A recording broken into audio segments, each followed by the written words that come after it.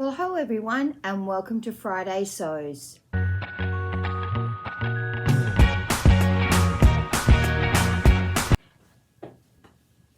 Hello there everyone, I'm Deb and this is DB Designs and Sewing Australia, and welcome to my Friday Sews. Friday Sews was created by Jen from Today in Jen's Sewing Room to bring all sewists all over the world together. So hello to all of my subscribers and hello to anybody who's new. Today I'm going to show you my two makes for the week. The first one is the Salopette Jumpsuit by Cousette Patterns, and I've made the Salopette in a Lady McElroy green stretch denim that I bought from the Dahlia Sewciety. And here they are here. This is a marvellous pattern. This is a really lovely pattern. Now I couldn't get any buttons to match, so I actually went with wooden buttons. So I did make some alterations to the pattern, so I'll go through that first. The first alteration I made was off the top of the bib. I took 3.5 centimetres. Remembering that I'm only 5'4" or probably shorter. And I also took up the bottoms of the leg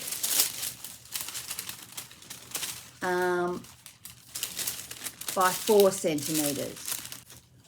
In the pattern it actually shows you where to take up the pant leg so as not to lose the tapered effect.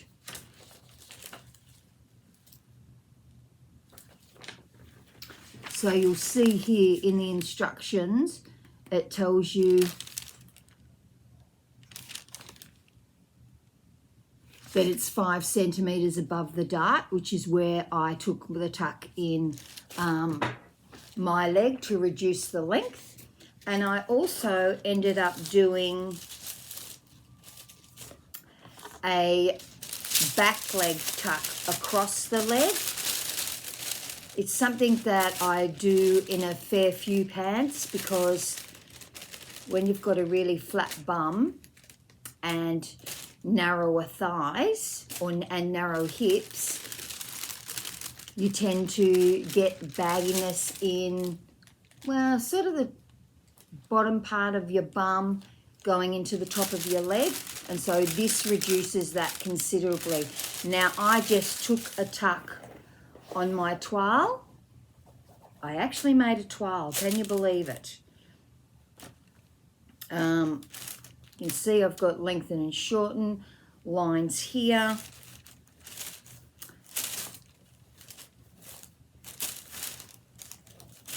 And there's my back leg tuck. It's unpinned now, but that's how I did it. I actually put them on,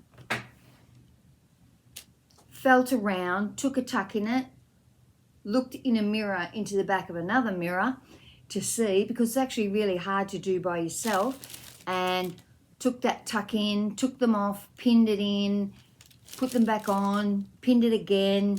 So quite a bit of taking on and off, but well worth it in the end. And what I ended up with was a tuck that went from the lower part of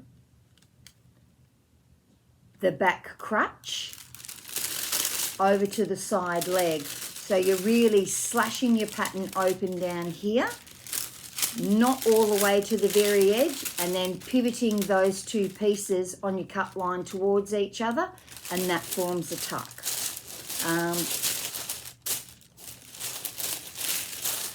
So that worked out really well, and I'm really happy with how the jumpsuit, or I really call it overalls, turned out. Now I think last time I had said that you didn't do, it's got a lot of top stitching on it, that you didn't do top stitching down the side. So what you would traditionally do on jeans down this side, and I think I said about 20 centimetres, but you do that. So in the instructions here, they're actually telling you to stitch down, I think it does say 20 centimetres, yeah, 20 centimetres or 8 inches from the top. Now they actually, if you did it in the order that they suggested or that are in the instructions, it says to do it before you put the facings on. And I thought, you know what, if I do it after I put the facings on, it's going to hold the facing down. So I did do that top stitching. Now I've done all my top stitching not in top stitching thread, just in your normal thread, and the same color as the fabric. But what I did was I did this top stitching. So this is the side, not the back. This is the back, this is the front. That's why the pockets are lower at the front than they are at the back. And so what I did, I waited until after I'd put the facing on, because you don't stitch the facing down anywhere.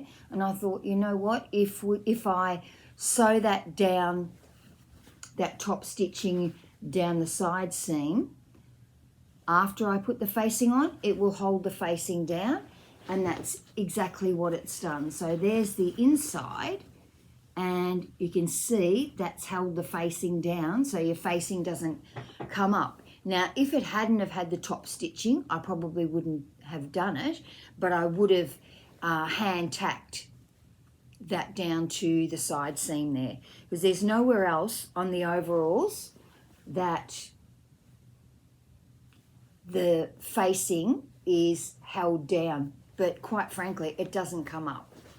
There's the other side of it. And there's the back. A very nice method for doing the straps. Very, very neat with that big facing in it. And because the facing's big, I had no problem when I had them on this morning with the facing popping out. I will insert photos as we go along, but really, really thrilled with the overalls. Jumpsuit, they're calling it. I think Salopette actually translates into jumpsuit from French, so from French into English. So this is my jumpsuit.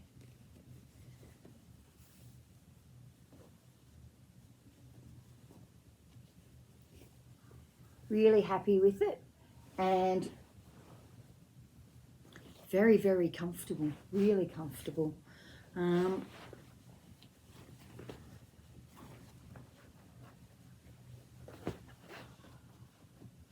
I don't really feel like I've got a child's jumpsuit on, which is what I was hoping it didn't feel like. But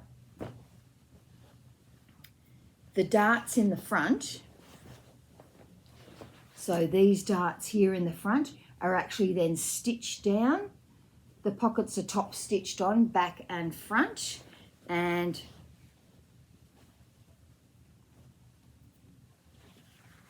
this is the bottom of the leg with the darts. These darts are also top stitched after you've sewn them. So really nice finishing effects and fairly easy to make adjustments on a jumpsuit. I think it was easier to make adjustments than it is on jeans.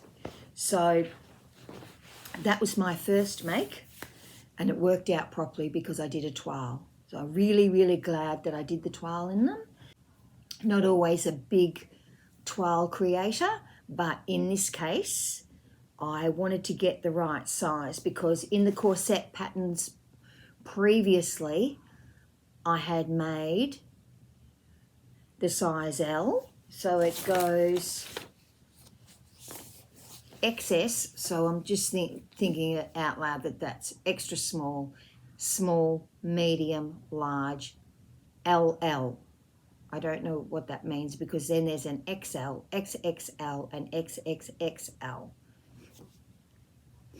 So I was basing it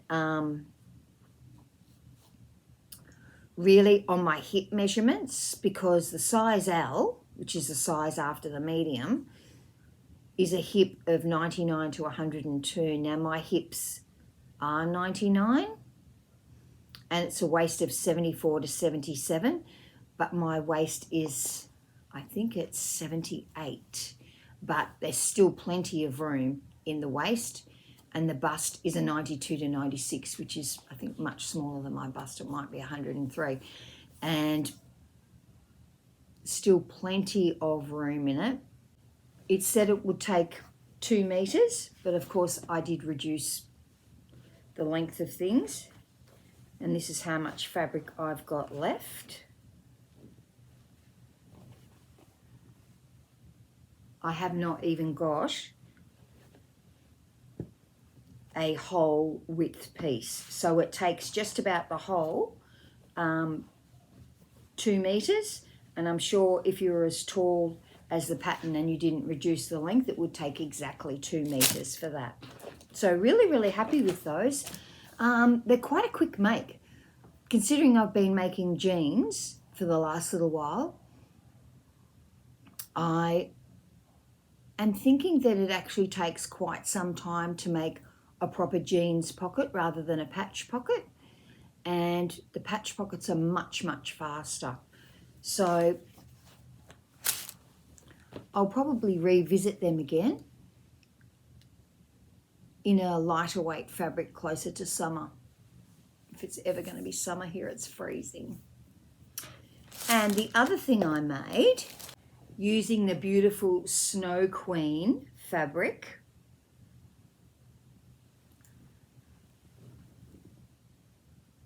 I made a top. Now originally I was going to make the Elliot top, which is the one Kristen suggested, and I think that is a closet call, could be wrong, but it's the Elliot, but it's a much looser sort of top.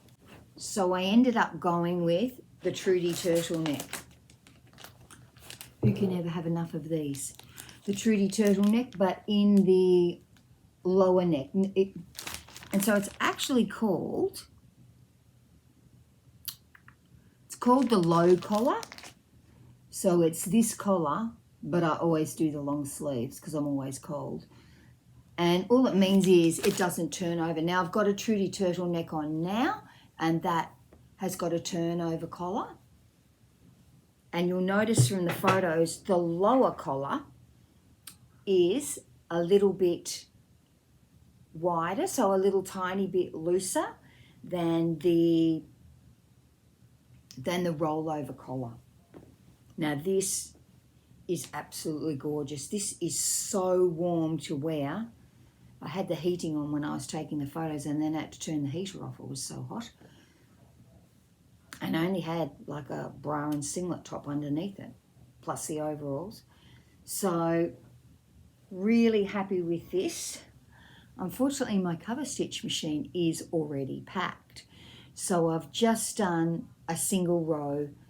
I've overlocked the edge, and then I've done a single row with Mariflex thread.